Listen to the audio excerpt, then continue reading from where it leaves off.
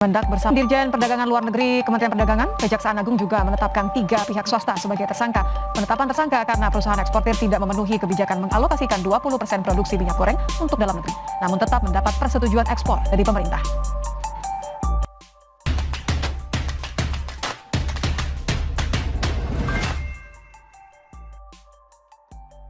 Ngakak, janji Mendak mau sebutkan tersangka mafia, diserobot Jaksa Agung.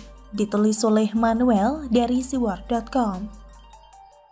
Direktur Jenderal Perdagangan Luar Negeri Kementerian Perdagangan Republik Indonesia, Indrasari Wisnuwardana saat ini ditetapkan sebagai tersangka tindakan pelanggaran hukum dalam pemberian fasilitas ekspor minyak goreng di tahun 2021 dan 2022. Ini adalah ironi terbesar.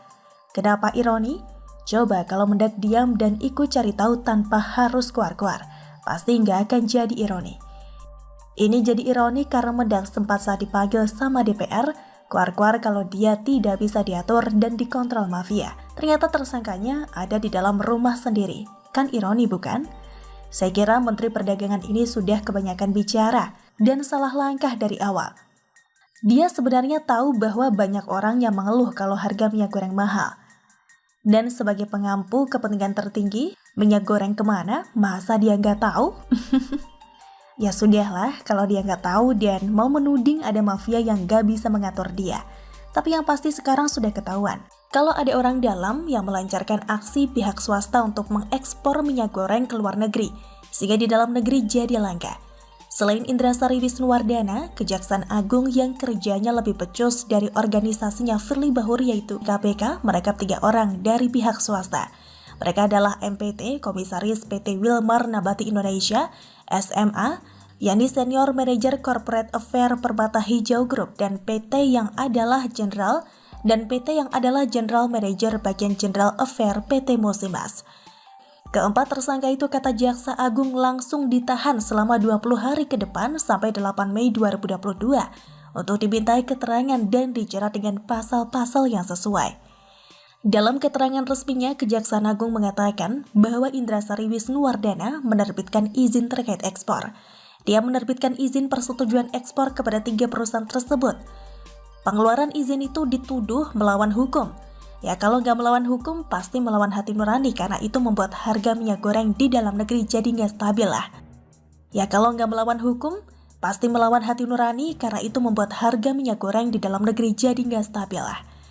Seharusnya penerbitan persetujuan ekspor kepada 3 perusahaan itu seharusnya tidak mendapatkan izin karena tidak memenuhi syarat domestic market obligation dan domestic price obligation. Maksudnya domestik itu adalah dalam negeri.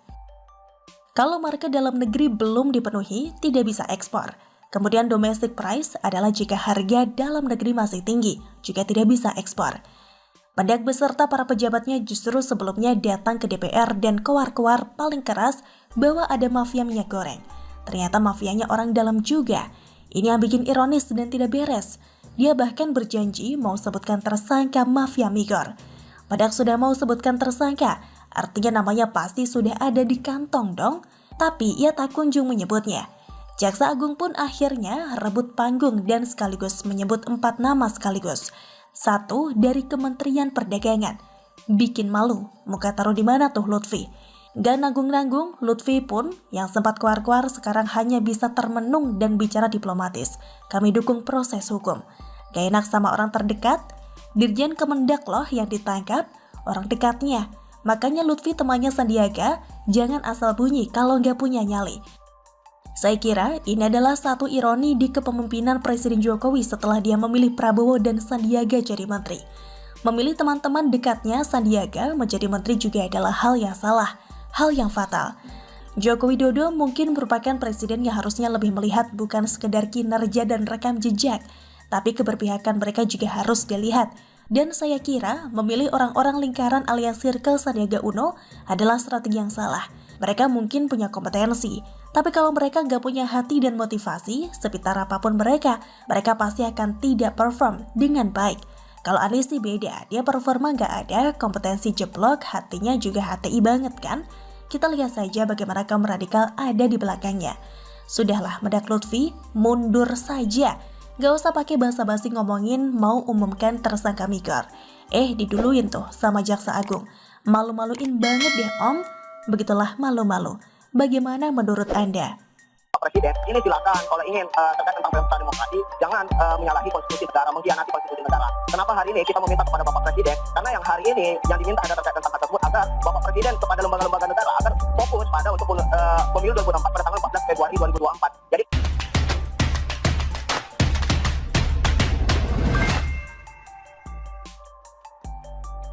Wahai BMSI, tahukah Anda bahwa Orde Baru berkuasa selama 7 periode? Ditulis oleh Casu dari siwar.com. Kepada Ketua BMSI dan para mahasiswa anggotanya yang rela dan gak malu punya ketua seperti itu. Begitu jenius dan super cerdas sampai mendewakan Orde Baru. Jangan-jangan bohirnya dulunya Crazy Rich masa Orde Baru? Asal lu tahu ya Tong, Orde Baru di bawah kepemimpinan Soeharto itu berkuasa selama 7 periode, alias 7 kali masa jabatan presiden, alias 7 kali 5 tahun, alias 35 tahun. Bahkan bisa dibilang sejak 11 Maret tahun 1966 sampai dengan Soeharto yang terpaksa lengser ke Prabon pada 21 Mei tahun 1998. Saat itu para mahasiswa turun ke jalan dan melakukan demonstrasi karena muak dengan pemerintahan Orde Baru yang represif, di mana pada saat itu hanya ada 2 partai dan 1 golongan karya yang bisa mengikuti pemilu dan sudah bisa dipastikan pemenangnya adalah golongan karya. Kamu para mahasiswa yang tergabung dalam BEM-SI atau para pengurus BEM tahu gak ini? Jawab dengan jujur. Saksi sejarah para aktivis mahasiswa yang melakukan demo 98 masih ada, termasuk penulis sendiri. Walaupun saat itu sudah bekerja bahkan sudah punya anak ya. Dan ingat, para pelaku sejarah demo 98 yang berhasil menurunkan Orde Baru itu masih hidup. Tokoh-tokohnya antara lain Budiman Sujatmiko, Adian Apitupulu, banyak lagi yang kalau Anda semua anak-anak mahasiswa anggota BEM-SI mau tahu, bisa mengontak mereka dan meminta mereka menceritakan bagaimana hidup di zaman Orde Baru. Jadi jangan asbun, malu kalian. Malu pada jaket alma mater yang kalian pakai. Malu pada orang tua kalian yang membiayai kalian kuliah. Bahkan sebagian dari kalian dibiayai oleh KJP Kartu Pelajar yang dibiayai oleh pemerintah. Kalian tahu, pada zaman Orde Baru ibaratnya jangankan berbicara, kentut mengkritik pemerintah pun Anda bisa hilang di telan bumi. Lenyap tidak berbekas. Anda semua bisa tanya pada orang tua Anda masing-masing.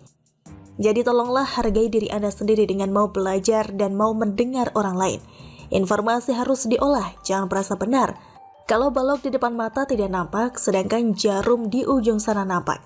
Anda semua dipastikan tidak akan bisa. Anda semua dipastikan tidak